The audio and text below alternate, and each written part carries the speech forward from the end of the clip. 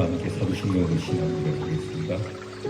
전능하사 천지를 만드신 하나님 아버지를 내가 믿사오며 그 외아들 우리 주 예수 그리스도를 믿사오니 이는 성령으로 잉태하사 동정녀 마리아에게 나시고 본디오 빌라도에게 고난을 받으사 십자가에 못 박혀 죽으시고 장사한 지 사흘 만에 죽은 자 가운데서 다시 살아나시며 하늘에 오르사 전능하신 하나님 우편에 앉아 계시다가 저리로서 사는 자와 죽은 자를 심판하러 오시리라. 성령을 믿사오며 거룩한 공회와 성도가 서로 교통하는 것과 죄를 사하여 주시는 것과 몸이 다시 사는 것과 영원히 사는 것을 믿사옵나이다. 아멘. 우리 찬송가 38장 예수 우리 왕이여 찬양하겠습니다.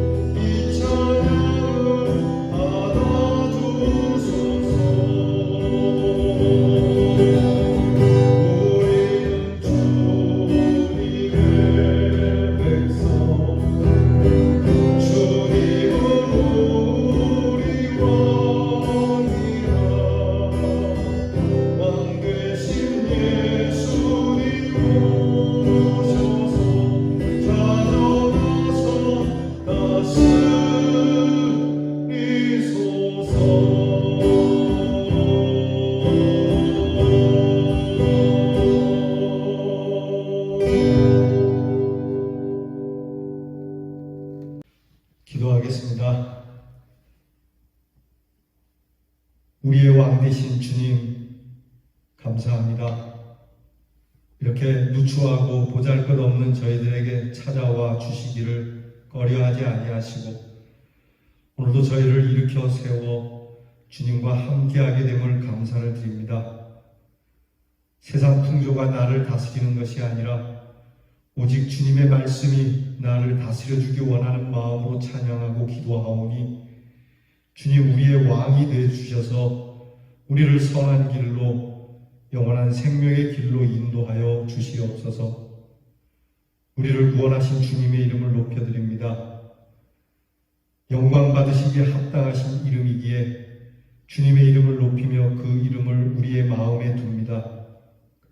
주님의 이름이 내 안에 역사하셔서 주여 우리로 의로운 사람, 선한 사람, 거룩한 사람이라 일컫게 하여 주시옵시고 주님의 이름을 품에 품고 사는 자처럼 살게 하여 주시옵소서. 10월을 주신 하나님께 감사를 드립니다.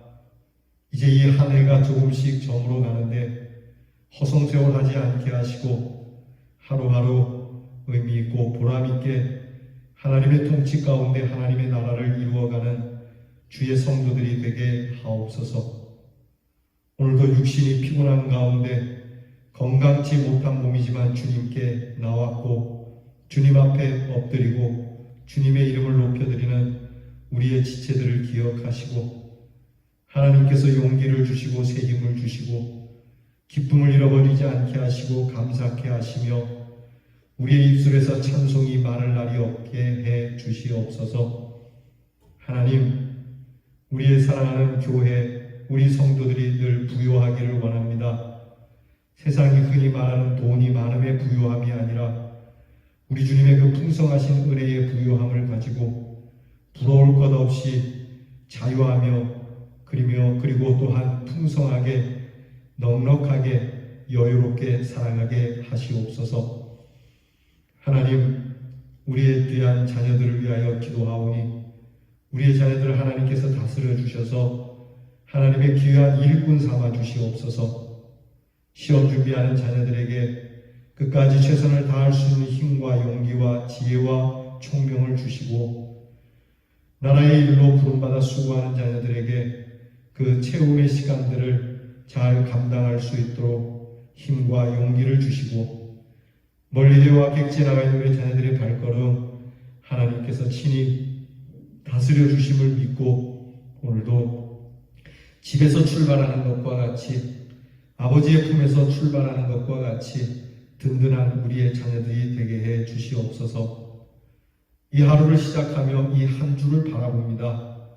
하나님, 이 하루가 나의 마지막이 될지라도 여한이 없사옵고 이 한 주를 하나님께서 또한 인도해 주실 것을 믿고 오늘도 믿음으로 승리하게 하옵소서. 예수님 이름으로 기도하옵나이다. 아멘. 오늘 우리가 함께 나눌 묵상의 말씀 잠언 8장 22절로 36절입니다. 잠언 8장 22절로 36절 말씀을 저와 함께 같이 봉독하겠습니다. 여호와께서 그 조화의 시작 곧 태초에 일하시기 전에 나를 가지셨으며 만세 전부터 태초부터 땅이 생기기 전부터 내가 세움을 받았나니 아직 바다가 생기지 아니하였고 큰 샘들이 있기 전에 내가 이미 났으며 산이 세워지기 전에 언덕이 생기기 전에 내가 이미 났으니 하나님이 아직 땅도 들도 세상 진토에 근원도 짓지 아니하셨을 때라. 그가 하늘을 지으시며 궁창을 해면에 두르실 때에 내가 거기 있었고 그가 위로 구름 하늘을 견고하게 하시며 바다의 샘들을 힘있게 하시며 바다의 한계를 정하여 물이 명령을 거스르지 못하게 하시며 또 땅의 기초를 정하실 때에 내가 그 곁에 있어서 창조자가 되어 날마다 그의 기뻐하신 바가 되었으며 항상 그 앞에서 즐거워하였으며 사람이 거처할 땅에서 즐거워하며 인자들을 기뻐하였느니라. 아들들아 이제 내게 들으라. 내 도를 지키는 자가 복이 있느니라. 훈계를 들어서 지혜를 얻으라. 그것을 버리지 말라. 누구든지 내게 들으며 날마다 내 문 곁에서 기다리며 문설주 옆에서 기다리는 자는 복이 있나니 대저 나를 얻는 자는 생명을 얻고 여호와께 은총을 얻을 것이니라. 그러나 나를 잃는 자는 자기 영혼을 해하는 자라. 나를 미워하는 자는 사망을 사랑하느니라.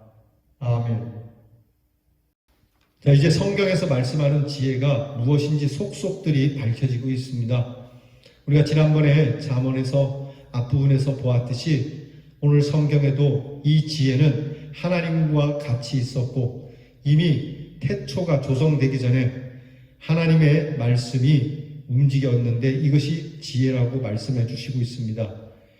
이 말씀이 하나님과 함께 사역을 했고 하나님께서 이 말씀과 더불어 창조를 이루셨고 그리고 이 말씀이 인생들에게 기쁨이 되고 마침내 죄로 인하여 하나님과의 관계가 끊어진 것에 하나님께서 이 지혜 곧 말씀을 보내셔서 인생들을 구원하시는 말씀이 육신을 입으신 것이 곧 예수 그리스도이심을 오늘 성경은 밝히 드러내고 있습니다.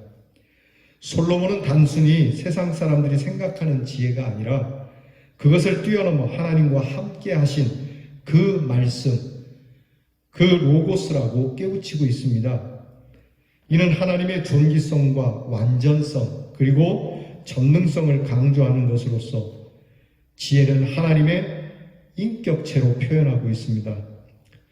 요한복음 1장에 나오는 말씀처럼 태초에 말씀이 계시니라, 이 말씀이 하나님과 함께 계셨다는 이 로고스 선저성과 같은 선상의 이해와 우리와 함께 참 지혜이신 그리스도를 계시하는 말씀으로 볼 수 있는 겁니다. 이 지혜는 하나님의 말씀으로 창조 전에 존재했고요.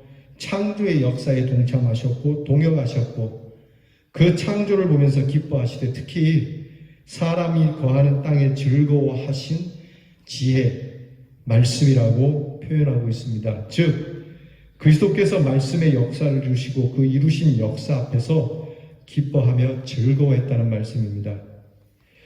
그리고 이 말씀은 지금도 살아 역사를 하셔서 예수님을 통하여 이 오신 말씀이 역사하고 계시고 이 말씀으로 하나님의 백성들을 하나님의 집으로 인도하고 계시는 것을 볼 수 있습니다.